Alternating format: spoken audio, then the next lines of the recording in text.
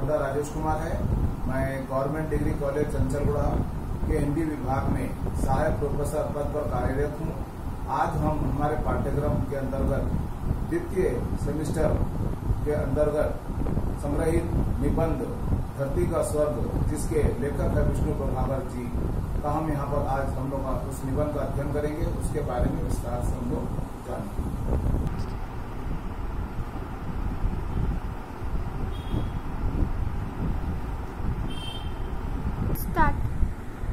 आज हम धरती का स्वर्ग निबंध का अध्ययन कर रहे हैं, जिसके लेखक है विष्णु प्रभाकर जी।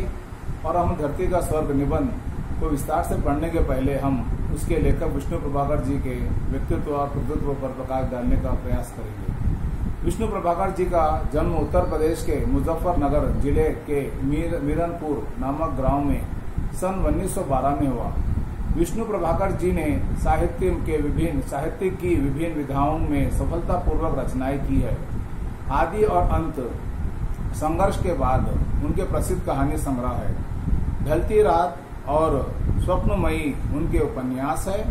नव भारत उनका प्रसिद्ध नाटक है। डॉक्टर तथा प्रकाश और परछाइयां उनकी प्रसिद्ध एकांकी है। विष्णु प्रभाकर जी जीवनी लेखक भी है। उनकी आत्मकथात्मक जीवनी आवारा मसीहा प्रसिद्ध रचना है।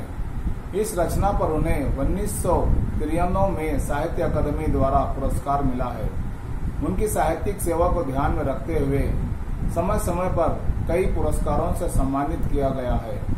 विष्णु प्रभाकर जी गांधीवादी लेखक है। उनके साहित्य में यथार्थ तथा आदर्श का सुंदर समन्वय हुआ है। सामाजिक कुरीतियों पर उन्होंने तीखा प्रहार किया है।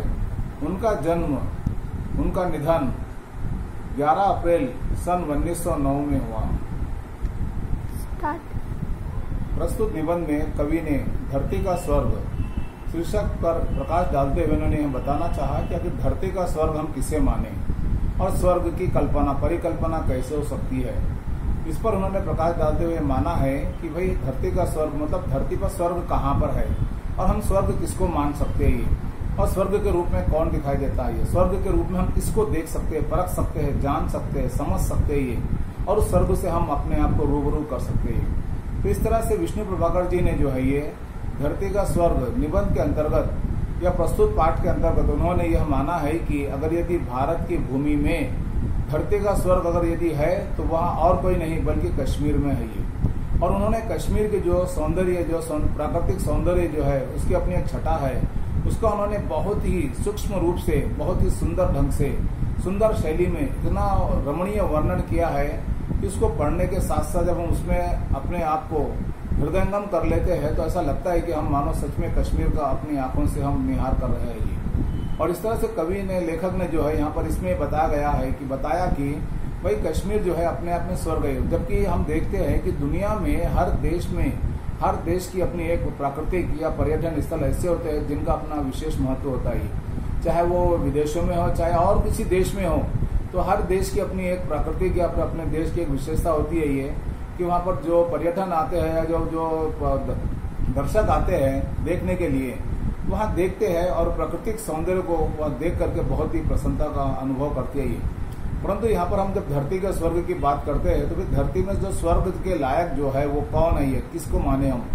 तो विष्णु प्रभाकर जी ने जो है इस यात्रा लेख में जो है निबंध में उन्होंने बताने का प्रयास किया है कि अगर यदि धरती का स्वर्ग है तो वह हमारा कश्मीर है। और जो कश्मीर है वहाँ जो है भारत के उत्तर में बसा हुआ है ये। और इस लेखक में उन्होंने ये बताने का प्रयास किया कि अगर यदि वहाँ धरती का अगर यदि स्वर्ग है तो वहाँ पर किस बात पर या किस आधार पर हम उसको धरती का स्वर्ग माने। लेखक का मानना है कि वहाँ पर के जो पर्वत है, पेड़ है, झील है आदि प्राकृतिक शोभा का और प्रभावशाली और मनोहारी चित्रण का उन्होंने यहाँ पर वर्णन किया है। तो लेखक का कहने का मतलब यहाँ पर यह है कि भाई अगर यदि हम कश्मीर नहीं देखे तो हमें कश्मीर को देखने का प्रयास करना चाहिए, क्योंकि कश्मीर का हर कोना कोना जो है प्राकृतिक सौंदर्य की आभा को बिखरता है ये। और कश्मीर के बारे में ऐसा लगता है कि भाई कभी लेखक जो है सच में कश्मीर को वो अपने हृदय से देखने की कोशिश करे और उसमें उन्होंने स्वयं को अपने आप को जोड़ लिया ये। कभी तो हमको यह लगता है कि भाई कवि ने जो है लेखक ने जो है ये कश्मीर को धरती का स्वर्ग माना ही है। और ये धरती का स्वर्ग जो है ये हम नहीं भाई कई लोग ये मानते हैं कि अगर कश्मीर अगर यदि किसी ने नहीं देखा है तो उसको देखना जरूरी है ये। और इस तरह से लेखक ने जो है, निबंधकार ने जो है ये कश्मीर के सौंदर्य को शब्दों के माध्यम से यथावत प्रस्तुत करने का अद्भुत कौशल उन्होंने दिखाया है। और जब हम यहाँ बात करते हैं लेखक के निबंध के बारे में, तो हमको ये लगता है कि भाई अगर ये निबंध लिखने के पीछे लेखक का उद्देश्य क्या है ये, तो लेखक का उद्देश्य पहले यहाँ पर हम देखते हैं कि यहाँ पर लेखक ये बताना चाहते हैं कि भाई यदि हमारा जीवन है तो हमें सुंदर प्रदेशों की यात्रा करने से अपने आप को पीछे नहीं रखना चाहिए। क्योंकि अगर यदि हम सुंदर प्रदेश की अगर यात्रा करते हैं, या चाहे वो पहाड़ी स्थल हो, चाहे वो वन विहार हो, तो कहने का मतलब ये है कि भाई जहाँ पर हम जो प्राकृतिक सौंदर्य से जब हम उससे रूबरू होते हैं, उससे हम अपने आप को जोड़ने की कोशिश करते हैं, तो उसमें ये होता है कि हमारे जीवन में जो है उत्साह और उसमें एक तरह की जोश की भावना हमारे मन में आती है। और लेखक यहाँ मानते हैं कि अगर यदि आप प्राकृतिक सौंदर्य की अगर यदि उसको खूबसूरती को निहारते हैं तो आपकी आंखों की ज्योति बढ़ जाती है ये।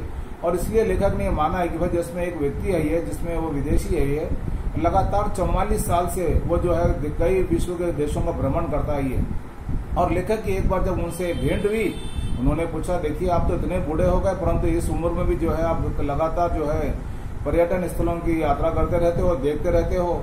तो बोले भाई आपकी उम्र हो गई, आपको बंद कर देना चाहिए। तो वो जो महानुभव थे जो यात्रा करते थे, कई 44 साल से वो लगातार विश्व के जो है प्रसिद्ध पर्यटन स्थलों की यात्रा कर रहे थे। तो उस महाशय ने बताया कि देखिए मैं तो बूढ़ा हो गया हूँ, जिस दिन अगर मेरी यात्रा खत्म हो जाएगी या रुक जाएंगी तो मानो कि मैं अपनी आंखों से मैं अंधा मानता हूँ अपने आप को। जब तक ये मैं घूमते रहता हूँ तो मानो मेरी आंखों की ज्योति बढ़ जाती है ये। और यही ज्योति जो है मुझे जीवन जीने की एक प्रेरणा देती है, मुझे जीवन जीने की एक साहस देती है और जीवन जीने की तरफ मुझे अपनी तरफ खींचती है ये। तो इस तरह से यहाँ पर जो कश्मीर है ये, कश्मीर के बारे में जब हम लोग विस्तार से देखते हैं तो हमको यहाँ पर निबंधकार की बात यहाँ लगती है कि भाई अगर यदि हमको सुंदर प्रदेशों में उसको देखने का या जाने का मौका मिलता है तो हमें उससे चूकना नहीं चाहिए। और यहाँ पर ये बताया गया कि भू स्वर्ग, देखिए यहाँ पर भू स्वर्ग मतलब यहाँ पर बात आती है कि भू का मतलब जमीन, तो ये धरती पर जो स्वर्ग है जो कश्मीर की यात्रा ऐसी है, मतलब बताना चाहते हैं कि यदि हम प्राकृतिक सौंदर्य के रूप के अंतर्गत यदि हम स्वर्ग की बात करते हैं तो वहाँ पर स्वर्ग की बात एक तरह से मानो कश्मीर पर लागू होती है ये। और अगर यदि कोई व्यक्ति अगर कश्मीर की यात्रा नहीं करता है तो लेखक का यहाँ आशय है कि उस व्यक्ति को कश्मीर की यात्रा करनी चाहिए। क्योंकि यहाँ पर हम देखते हैं कि जो राज तरंगिणी जो पुस्तक है या जो निबंध काव्य है ये, उसमें भी जो है ये कश्मीर की सुंदरता का बहुत ही मार्मिक वर्णन किया गया है ये। फिर हम सवाल उठता है कि अगर ये कश्मीर है कहाँ पर है ये, कश्मीर की अपनी विशेषता क्या है ये। तो कश्मीर जो है ये उत्तर भारत में है, मतलब हिमालय से भी अधिक सुंदर उत्तर भारत की उत्तर दिशा में हिमालय की गोद में कश्मीर हमारा देश बसा हुआ है ये। और कल वहाँ पर देखिए जब कश्मीर जब हम जाएंगे तो वहाँ पर जो है प्राकृतिक सौंदर्य की अद्भुत छटाएं हमको देखने को मिलती है ये। हर कोने में जो है प्रकृति का सौंदर्य रूप देखने को मिलता है ये। जैसे जैसे हम वहाँ पर से रास्ता पार करते रहते हैं तो रास्ते के पास में जो है ये जो नदियां जो बहती है ये, वहाँ पर जो छोटे छोटे जो झरने होते हैं ये, और पानी का जो रूप होता है, पानी की जो आवाज होती है, जो ध्वनि होती है, वो कल कल कल कल निनाद करने वाली सरिताएं दिखाई देगी हमको। वहाँ पर हम जाएंगे तो वहाँ पर तरह तरह के सुंदर वृक्ष और वहाँ से जो है सौरभ और महक, मतलब क्या देखिए खुशबू, और वहाँ पर जो है एकदम ताजी हवा देने वाले फूलों की सुगंध और मन को लुभा लेने वाली वहाँ पर जो है ऐसी परिस्थितियां मिलेंगी, ऐसे हमको वहाँ पर हालात इतना सौंदर्य मिलेगा कि हम अपने आप को उससे जोड़े बिगर रह नहीं सकते। और यहीं से यहाँ पर आप देखेंगे कि जो कश्मीर है ये, कश्मीर का जो सौंदर्य है केवल वहाँ पर आम आदमी को नहीं बल्कि उस प्राचीन काल से जो प्राचीन परंपरा आती चली आ रही है, उस परंपरा ने भी यहाँ पर उस परंपरा से जुड़े हुए जो कहानीकार हुए या फिर जो लेखक हुए, जो कवि हुए हैं, वह भी कश्मीर की सौंदर्य से वो अपने आप को रोक नहीं सके। इसलिए उन्होंने अपने साहित्य में जो है ये कश्मीर का वर्णन बहुत ही सुंदर ढंग से किया है ये। और जो भी अपने कलम के द्वारा जो है कश्मीर को उन्होंने अपने साहित्य का विषय बनाया, तो उन जैसे कवियों में जो है कालिदास का नाम आता है, मम्मट का नाम आता है, सोमदेव का नाम आता है और श्रीमेंद्र का नाम आता है। साथ ही साथ लल्लेश्वरी और मजहूर ने भी काव्य की प्रेरणा पाई है।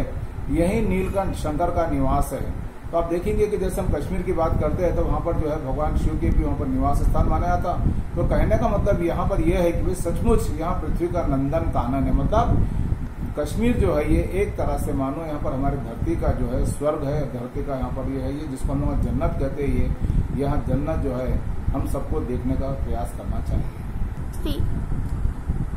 आगे हम यहाँ पर देखते कि लेखक कहना चाहते हैं कि कश्मीर में जहां जहां भी हम नजर दौड़ाते हैं तो वहां पर हमको प्राकृतिक सौंदर्य देखने को मिलता है ये। और जहां पर हम डल झील की बात करते हैं तो डल झील में जो है यहाँ पर लेखक बताते हैं कि डल झील जो है अपने आप में उसके भी अपना सौंदर्य अलग है। और झील के अंतर्गत जब हम बात करते हैं तो डल झील में 2 बतखों का तैरना, यहाँ बताना चाहते हैं कि जो डल झील है उसके भी अपनी प्राकृतिक सौंदर्य का रूप किस तरह से अपने आप में बिखरता है। तो लेखक का कहना यह है कि कहना चाहते हैं, बताना चाहते हैं कि डल झील में 2 बतखों का तैरना, चारों ओर खेतों में काम करने वाली नारियां, कश्मीरी शिकारे। शिकारे मतलब ये होता है कि जहाँ पर जो झील होती है, झील पर जो है लंबे लंबे जो नावें होती है उस पर बैठ करके लोग जो है ये पर्यटक को यहाँ पर घुमाते हैं या फिर अपने व्यापार का कार्यक्रम भी करते हैं या फिर इधर से उधर सामान लाना ले आना करते हैं। तो कहने का मतलब ये बताना चाहते हैं कि यहाँ पर जो है कश्मीर जो डल झील है, डल झील के चारों ओर खेतों में काम करने वाली नारियों को वहां पर हम देख सकते हैं। कश्मीरी शिकारों पर बैठे हुए झील के वक्ष पर बहे चले जाना, इन शिकारों पर चलने वाला व्यापार सब कुछ वहां पर देखने के लायक है। आगे विष्णु जी ने अपने हाउस बोट अलजीरा में बैठे देख रहे थे कि प्रभात की अरुणिमा, मतलब यहाँ पर देख रहे कि यहाँ पर जो है सुबह का प्रभातकालीन दृश्य है उसके बारे में बताते हैं कि सुबह सुबह जो है सूर्योदय के समय जब प्रकाश की रोशनी होती है तो वह रोशनी पहाड़ियों से होकर के घाटी में उतरती है ये। अर्थात जो प्रकृति का जो रूप है वो सुबह के समय, प्रातःकाल के समय, और वो कितना सुंदर दृश्य और रमणीय हो जाता है ये, उसको भी यहाँ पर बताने का प्रयास किया। और यहाँ पर आगे बताते हैं कि जैसे प्रकाश के बढ़ने के साथ ही वातावरण में भीनी भीनी गूंज उड़ती है। मतलब क्या, जैसे जैसे प्रकाश बढ़ते जाता है तो उसका मतलब यह होता है कि भाई अब यहाँ से दिन आरंभ हो गया है, सब लोगों को अपने अपने काम से लग जाना चाहिए, जुड़ जाना चाहिए। और हम आगे बताना भी चाहते हैं कि दूर किनारे पर आवागमन शुरू हो गया। मतलब कहने का मतलब ये कि दिन अब यहाँ से आरंभ हो जाता है, सब लोग यहाँ से आना जाना अपने काम से जुड़ जाते हैं ये, अर्थात जिंदगी यहाँ से अपने काम में लग जाती है, लोग अपने अपने काम में आना जाना आरंभ कर देते हैं ये। और यहाँ बताना चाहते हैं कि सवेरे की धूप पहाड़ियों पर जब चमक उठती है, अर्थात यह बात सोचने के लायक है कि सवेरे की धूप पहाड़ियों पर क्यों चमकती है। सवेरे की धूप इसलिए चमकती है क्योंकि जो सफेद पहाड़ होते हैं ये, उस पर सूर्य की जो रोशनी पड़ती है जिससे कि पहाड़ों में जो है ये पहाड़ों की जो सौंदर्य होता है उसमें एक तरह की मानो चमक पैदा हो जाती है। अर्थात वह दृश्य भी जो है ये हमारे लिए मनमोहक हो जाता है। तो कवि या लेखक यहाँ बताना चाहते हैं कि मानो मुस्कुराकर हमें बधाई दे रहे, अर्थात सूर्य की किरणें जैसे